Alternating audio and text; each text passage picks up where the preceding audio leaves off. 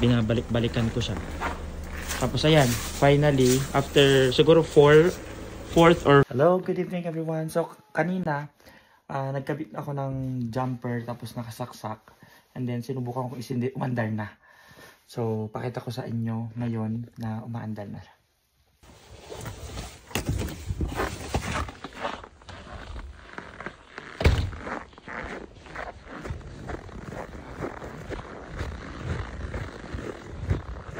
Buti na lang yung kapitbahay namin, yung co-teacher ko din, pinahiram ako ng jumper.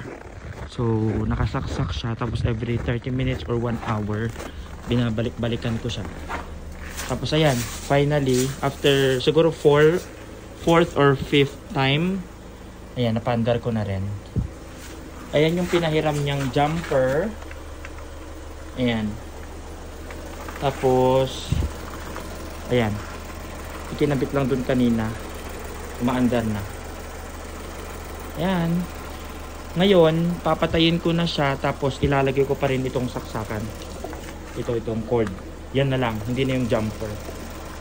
Para